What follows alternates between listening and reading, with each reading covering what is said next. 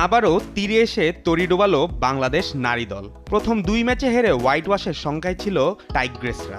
সিলেটে তৃতীয় ম্যাচে শ্বাসরুদ্ধকর 3 উইকেটের হারের 16 কলা পূর্ণ হল নিগার সুলতানা জ্যোতির দলের।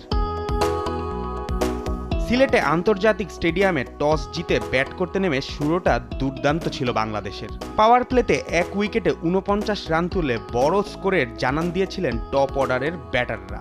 এরই ধারাবাহিকতায় 13 ওভারে দলীয় 17 রান তুলে ফেলেন সোবাহানা মোস্তারি এবং শারমিন আক্তার। তবে এরপর হঠাৎই ছন্দপতন। 104 রানে ব্যক্তিগত 34 রান করে শারমিন আক্তার সুপ্তা আউট হন। 3 রানের ব্যবধানে মোস্তারি 45 রান করে আউট হলে তাসের ঘরের মতো ভেঙে পড়ে টাইগ্রেস ব্যাটিং লাইন আপ। এরপর আর 2 অঙ্কের ঘরে যেতে পারেনি কেউই। শেষ পর্যন্ত 7 উইকেটে 23 রান তোলে বাংলাদেশ। আইরিশ পেসার ওরলা তুলে নেন 4 উইকেট। 124 রানের টার্গেটে ব্যাট করতে নেমে ভালো শুরু পায় আয়ারল্যান্ড। 55 রানের জুটি করেন এমি হান্টার এবং গ্যাবি লুইস। ব্যক্তিগত 28 রান করে হান্টার আউট হলে ভাঙে সেই জুটি। এরপর 70 রানের মধ্যে আরও 3 উইকেট তুলে নিয়ে ম্যাচ জমিয়ে তোলে বাংলাদেশ।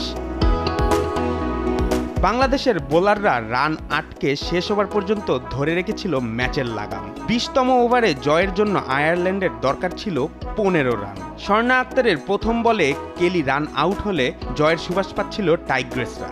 দ্বিতীয় বলে 2 রান নিয়ে শেষ 4 ওভারে সমীকরণ দাঁড়ায় 12 রানে। তবে তৃতীয়, চতুর্থ এবং পঞ্চম বলে টানা 3-4 মেরে আইরিশদের শ্বাসরুদ্ধকর জয় এনে দেন লরা ডেলানি। ওয়ানডেতে আইরিশদের হোয়াইট ওয়াশ করার পর এবার মুদ্রার উল্টাপিটো দেখল নিগার সুলতানা জ্যোতির দল। জুবায়ের নূর, স্পোর্টস ডেস্ক, দেশ টিভি।